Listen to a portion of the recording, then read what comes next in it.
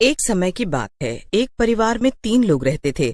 मन्नू, उसकी पत्नी कीर्ति और उनका एक 8 साल का बेटा राहुल। रमेश किसी फैक्ट्री में काम करता था और उसकी पत्नी घर संभालती थी।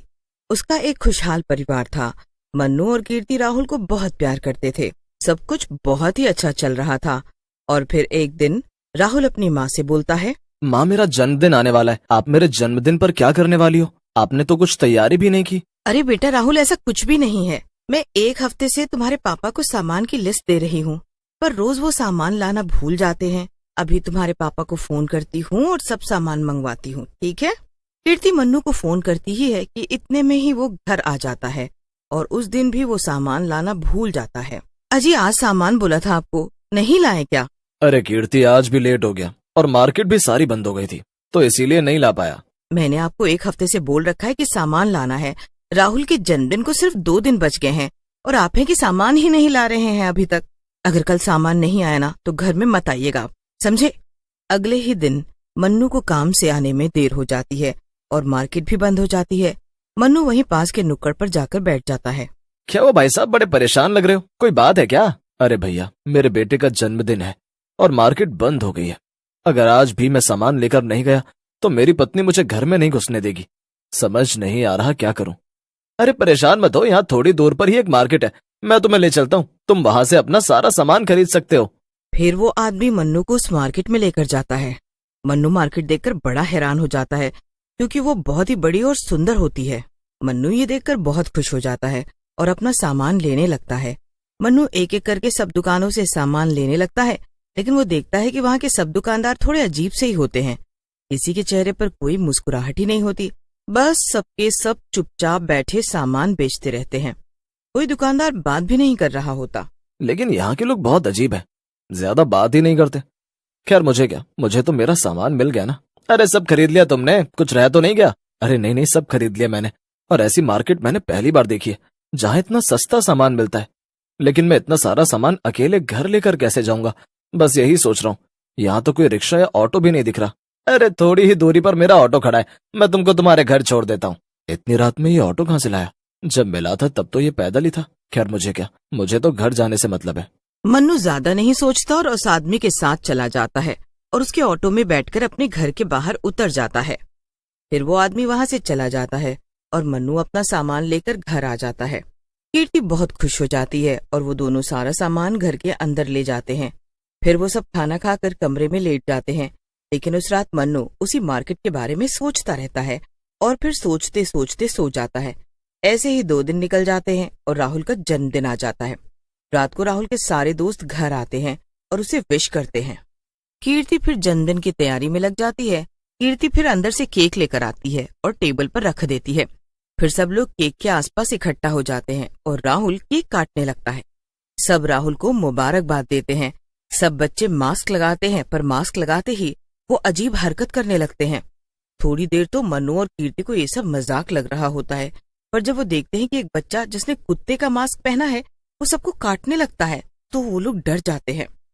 जी, जल्दी सबके चेहरे से ये मास्क उतरवाओ, कुछ तो गड़बड़ है। मन्नू सबके चेहरे से मास्क उतारने लगता है, पर वो मास्क तो उनके चेहरे से चिपक गए होते हैं और उतरने का नाम ही नहीं ले रहे होते हैं। अब दोनों चिंता में आ जाते हैं। अरे कैसे मास्क है ये? और बाकी जो भी सामान तुम कल लेकर आए हो ना, सब में कुछ गड़बड़ है। तुम कुछ करो ना। तुम अभी के अभी उस मार्केट जाओ और जाकर दुकानदार से बोलो। पर अभी तो काफी रात हो चुकी है। अरे कैसे मास्क है ये?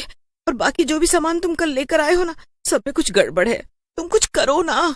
तुम अभी के अभी उस मार्केट जाओ और जाकर दुकानदार से बोलो। अरे अब दिन रात मत देखो और अभी के अभी जाओ।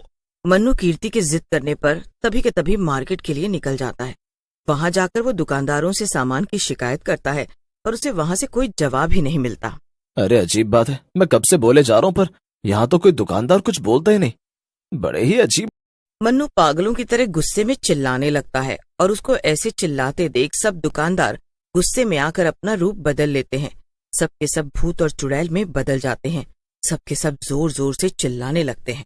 अब बोल, क्या बोल रहा था? बोल, दिखा अब तुझे क्या दिक्कत है। इतने सारे भूतों और चुड़ैलों को देखकर मन्नू तो डर कर पीछे हट जाता है। ये सब क्या है? ये आम इंसान एकदम भूत चुड़ैल में कैसे बदल गए? ये कैसी मार्केट है? ये सब क्या हो रहा है? ये कोई आम मार्केट नहीं है, ये हमारी मार्केट है, ये भूतों और चुड़ैलों की मार्केट है। हाँ, और यहाँ से खरीदा हुआ सामान काले जादू वाला है। ये तुम क्या बातें बोल रहे हो? मतलब वो सब सामान जो मैं अपने बेटे के जन्मदिन के लिए लेकर गया था, वो सब काले जादू वाला है? हाँ, वो सब काले जादू वाला है। ऐसा मत करो, मेरे घर में सब बच्चे वो मास्क पहनकर अजीब हरकत कर रहे हैं। मुझे नहीं पता था ये भूतों और चुड़ैलों की मार्केट है। मन्नू सभी भूतों और चुड़ैलों से विनती करता है, पर कोई उसकी एक बात नहीं सुनता। मन्नू हार कर घर आ जाता है और सारी बात अपनी पत्नी कीर्ति को बताता है। कीर्ति तो ये सब सुनकर अपना सर पकड़ लेती है। हे भगवान, ये किस मार्केट से सामान उठा लाया आप? अब हम क्या करेंगे? कुछ सोचो। कुछ देर दोनों सोचते हैं कि तभी मन्नू को उस आदमी का ख्याल आता है। वो आदमी जिसने उस रात मुझे उस मार्केट के बारे में बताया था, वो पक्का जानता होगा। पर तुम उसे ढूंढोगे कहाँ? उसे ढूंढने की जरूरत नहीं। वो देखो, सामने वो आ गया। मैंने उसे जन्मदिन पर बुलाया था और देखो, वो आ गया। अब तुम बिल्कुल ऐसे रहना जैसे हमें उस मार्केट के बारे में कुछ नहीं पता। मन्नू और कीर्ति उस आदमी को लेने दरवाजे पर जाते हैं और उसका स्वागत करते हैं। वो आदमी बच्चों को ऐसे अजीब बर्ताव करते देख बड़ा खुश होता है। वो आदमी बड़ा हैरान होता है कि आखिर मन्नू इतना नॉर्मल कैसे है। उसके सामने सारे बच्चे इतने अजीब बर्ताव कर रहे हैं, फिर भी वो खुश कैसे है। मन्नू उस आदमी के लिए कुछ खाने का लेकर आता है। उसे खाते ही वो आदमी बेहोश हो जाता है और होश में आते ही वो खुद को रस्सी में बंधा हुआ पाता है। अरे ये क्या, मुझे किसने बांधा? अब चुपचाप से सच सच बता कि ये तूने क्या किया और क्यों किया। मैंने क्या किया? ये सब क्या बोल रहे हो? और खोलो मुझे अभी के अभी। हम तुमको खोलने तो नहीं वाले। हाँ, एक शर्त पर खोलेंगे, जब तू हमें सच सच बताएगा कि तूने ऐसा क्यों किया, क्यों मेरे पति को उस भूतों और चुड़ैलों की मार्केट में भेजा। क्या है वहां का सच, और कैसे बचाएं अब हम अपने बच्चों को उस काले जादुई मास्क से। मन्नू और कीर्ति जब उस आदमी को पुलिस को देने की धमकी देते हैं तो वो सब सच सच उगल देता है। देखो, मुझे सब सच पता था उस मार्केट के बारे में और मैंने तुमको जानकर वहां भेजा, पर इससे तुम्हारा क्या फायदा? फायदा नहीं, मजबूरी है। उन भूतों और चुड़ैलों ने मेरे बच्चे को वहां कैद कर रखा है। वो मुझे धमकी देते हैं कि जब उसके बदले में मैं 10 बच्चे उनको लाकर दूंगा तब वो उसे छोड़ेंगे। जब तुमने बताया कि तुम्हारे बेटे का जन्मदिन है तो मैं खुश हो गया कि यहाँ तो बहुत बच्चे आएंगे और मैं अपने बच्चे के बदले उनको देकर उसे आजाद करा लूंगा। तो तुम अपने एक बच्चे के लिए इतने बच्चों की कुर्बानी देने को तैयार हो? तो मैं क्या करूं, मेरे पास और कोई रास्ता नहीं बचा। हम तुम्हारे बच्चे को बचाने का कोई तरीका ढूंढते हैं। सब मिलकर उस आदमी के बच्चे को बचाने का तरीका सोचते हैं और फिर उनको एक तरकीब सूझती है। इस बार कीर्ति उस मार्केट में जाती है। वो बड़े ध्यान से एक एक दुकान पर जाती है और देखती है। उसे एक दुकान पर एक बच्चा दिखता है जिससे दुकानदार नौकरों की तरह काम करवा रहा होता है। कीर्ति समझ जाती है कि ये उसी आदमी का बच्चा है। मुझे यहाँ से वो सामान और उधर से 2 पैकेट आटा और हाँ, वहां से एक एक पैकेट सब पैक कर दो। दुकानदार सब पैक कर देता है और अब कीर्ति अपनी चाल चलती है। अरे, मेरी गाड़ी तो वहां खड़ी है, मैं कैसे ये सामान वहां तक लेकर जाऊं? आप इस बच्चे को बोलो ना कि मेरा सामान गाड़ी तक छोड़ कर आए। कीर्ति उस बच्चे को अपने साथ लेकर जाती है। वहां उसकी कोई गाड़ी नहीं खड़ी होती, बल्कि वो आदमी ऑटो लेकर खड़ा होता है। बाप और बेटे एक दूसरे को देखकर खुशी से पागल हो जाते। जल्दी अंदर बैठो और वक्त मत बर्बाद करो। कीर्ति उस बच्चे को अंदर बैठाती है और वो वहां से निकल जाते हैं। उसके बाद वो सीधा घर आ जाते हैं। उस आदमी के बेटे को वो बचा लेते हैं, पर अब चिंता होती है उन बच्चों की जिन्होंने मास्क लगा रखा होता है। अब तुम्हारा बेटा तो तुमको मिल गया ना, पर इन बच्चों को कैसे ठीक करें? ये मास्क इनसे चिपक गए हैं। मुझे पता है कि ये कैसे ठीक होंगे। ये मास्क पेपर के हैं, तो बस आप इनके ऊपर पानी डालो जिससे ये अपने आप खराब हो जाएंगे। बस फिर क्या, सब लोग उन बच्चों पर भर भर कर पानी डालते हैं और कागज के मास्क गलकर निकल जाते।